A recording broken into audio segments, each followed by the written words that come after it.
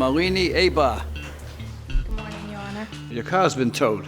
Yes. Back in December, I took my daughter to an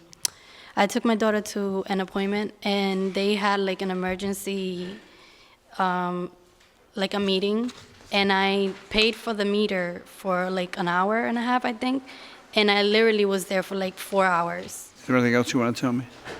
I'm not working right now, and I'm gonna start working in June, and I haven't been able to pay the tickets. All right. Just let me say this to you, okay?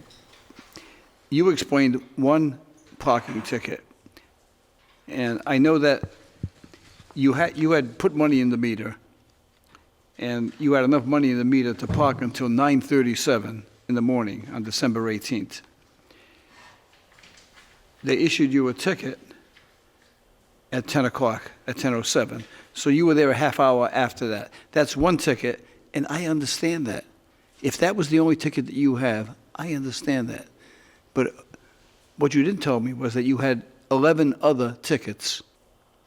So I'm sympathetic to the fact that maybe you don't have any money, but you didn't even make an attempt. You didn't pay one of these tickets, not one. I didn't. I thought that maybe they weren't like so far, like, you know, like it went, because by the months it goes up. I wasn't aware that I had all them tickets. You got the tickets, you didn't pay them, you said, forget it, you know, nothing's going to happen. Next thing you know, your car got towed. Right. When did the car get towed? December, I'm not sure. I think it was Last December. Yes. And the car was still in the tow company. I believe so, yeah. Do you know the expenses that you are incurring? Yes. Why did it take you so long to come here today? Because I want to buy a new car, so I went to the DMV and they told me that I owe a lot of money. There's nothing that you're telling me that makes sense. Nothing.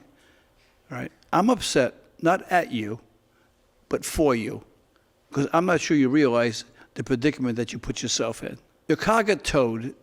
This is now May. Your car was towed in December, January, February, March, April, May.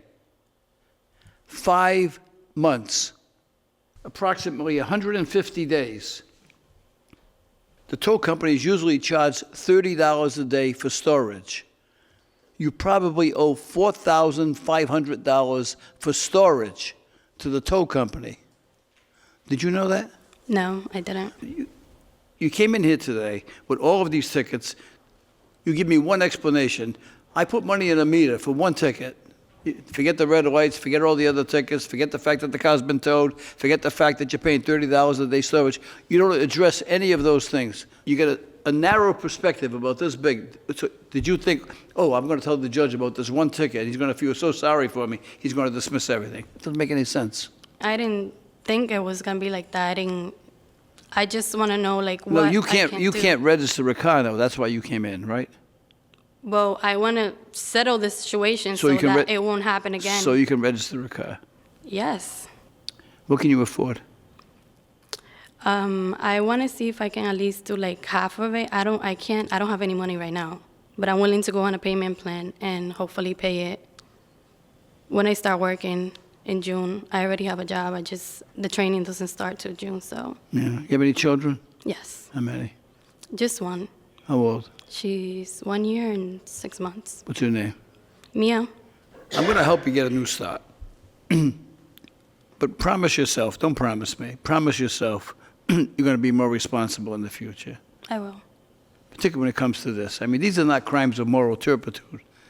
You know, this is just pure negligence. Makes absolutely no sense what you did, just abandoning the car. So I can't let you go scot-free. But it's not going to serve any useful purpose for me to fine you something that you can't pay because you're not going to do it. Because whatever I say to you today, you say, okay, I'll try, and you're not going to be able to do it. So I'm going to do what I think makes sense, okay? I'm going to fine you $100. Okay. How much time do you need to pay it? At least 2 weeks. All right, I'm going to give you a month. Okay, thank you. Okay, and if you can't pay it, we're not changing our phone number. Be sure to call. Okay. I understand that maybe you won't be able to do that in a month. You hear? So if you can't, call up say I need more time. Okay. You promise to do that? Yes. You're I going to will. keep this promise? Yes, I am. All right, think of your little daughter, okay? All right. Good luck. All right. Thank you, sir. We have all heard the expression, don't bury your head in the sand. It refers to the common but mistaken belief that ostriches bury their heads in the sand when frightened to avoid being seen. Avoiding a problem, hoping that it will eventually go away on its own, only prolongs the inevitable. I promised this young lady that I would help her get a new start. I hope she uses this opportunity to lift her head out of the sand and learn how to deal with small issues before they become big problems. Brandon Kelly? Good morning, Your Honor. Good morning. Attorney Voss Altman for the defendant. Okay, we have the city's public defender here today, so everybody better be on their best behavior. This is complaint number A18-066, charges Mr. Kelly with public drinking. Counsel, do you want to be heard on this? Your Honor, I think the facts speak for themselves. He was drinking with friends. The facts speak for themselves? Yes. If the facts speak for themselves, he's guilty.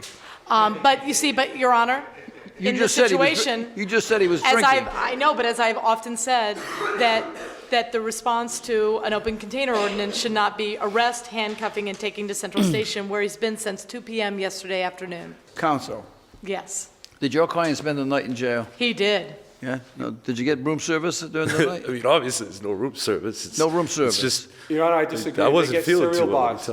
I did not get a cereal bar, actually. I did not get a cereal bar. You didn't get a cereal I bar? did not. You did not? No, I did not get a cereal bar. One of the police officers must have probably confiscated it. One of the cell officers ate his cereal bar. Yeah, man, they did. All right, so you were drinking from an, let's see what he was drinking. What were you drinking? Hold on for a minute. What were you drinking? Natural ice. Natural ice. Yeah. I don't know. He's drinking from an open container, not a closed container, of natural ice, right? Yeah. He's arrested. You put handcuffs on you? Yeah. Put you in the station wagon? In the police vehicle? Yeah. Brought you down to the station? Yeah. Huh? They give you, put you in the cell? Yeah. They didn't slap you around a little bit, did they? Nah. No, see? Providence Police, they don't do that. That's right. I'm just checking them, okay? Mr. Kelly, your counsel made an impassioned plea on your behalf, Yeah. and I'm going to accept her plea. She feels that you were punished enough by spending a night in jail. So based on the recommendation of your counsel, the matter is going to be dismissed. Thank you. Thank you, Your Honor. Good luck to you. For the record, I have launched a full-scale investigation into the inmate's missing breakfast bar. It's bad enough that he had to spend the night in jail, but then to be denied a nutritious breakfast snack, that's Geneva Convention violation stuff right there.